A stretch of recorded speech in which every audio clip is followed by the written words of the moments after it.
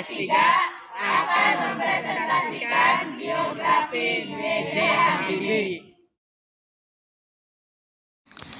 Biografi B.J. Habibie. Selain kisah cintanya bersama Ibu Ainun yang merupakan istri paling dicintai oleh B.J. Habibie, B.J. Habibie yang merupakan Presiden ketiga Republik Indonesia adalah seorang tokoh yang dikenal karena kecerdasannya.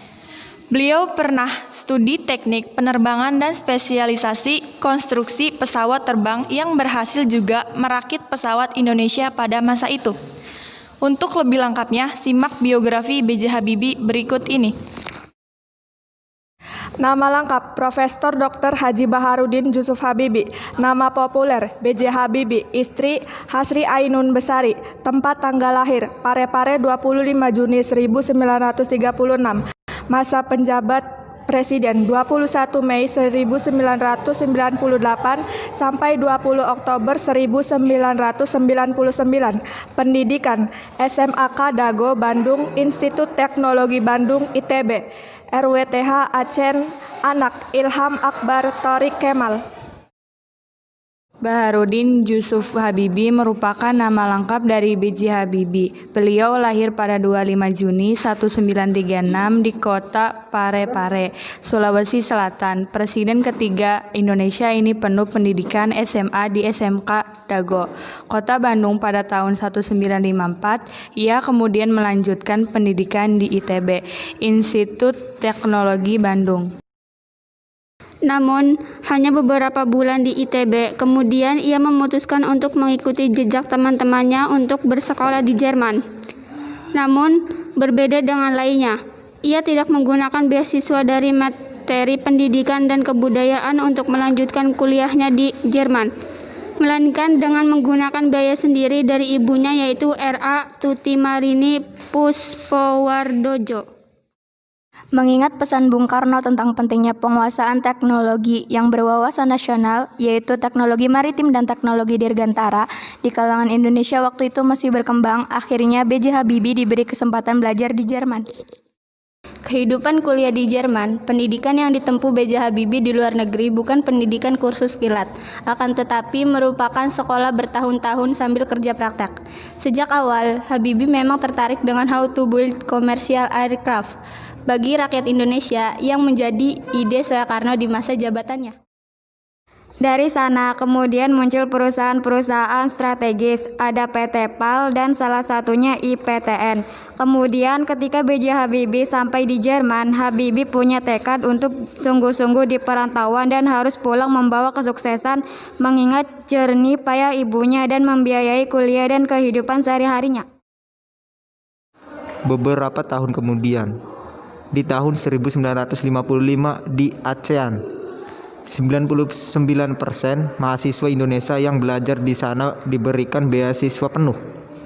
Hanya beliau yang punya paspor hijau atau swasta daripada teman yang lain. Kemudian pada tahun 1960, B.J. Habibie mendapatkan gelar Diploma Ing dari Technics High School dengan predikat cum laude sempurna, yang nilai rata-ratanya mencapai 9,5 dengan gelar insinyur yang sudah dikantongi, kemudian membuat Habibie mudah mendaftarkan dirinya untuk bekerja di firma Talbot yang merupakan sebuah industri kereta api Jerman. Setelah itu, kemudian beliau melanjutkan studinya untuk mendapatkan gelar doktor di Technics High School di Fakultas for Mechanization Action. Kemudian menikah di tahun 1962 dengan Hasri Ainun Habibie yang kemudian diboyong ke Jerman. Munculnya rumus faktor Habibie seperti yang sudah dikemukakan di awal tadi, di mana menariknya biografi B.J. Habibie. Ini juga karena ada rumus yang diberi nama faktor Habibie. Rumus yang satu ini dapat menghitung keretakan hingga ke atom pesawat terbang sekalipun, sehingga beliau diberi julukan Mr. Crack. Di tahun 1967, B.J. Habibie mendapatkan gelar Profesor Kehormatan atau Guru Besar dari ITB. Dengan segala kejeniusan yang dimilikinya, tak heran jika beliau mendapatkan banyak pengakuan dari lembaga kelas internasional mulai dari Kieselka Fürlut perusahaan Rothman, yakni lembaga penerbangan di Jerman, The Royal Aeronautical Society London yang ada di Inggris, The Académie Nationale des Arts et des Sciences dari Prancis, dan Royal Swedish Academy of Engineering Sciences dari Swedia, dan bahkan di US Academy of Engineering dari Amerika Serikat.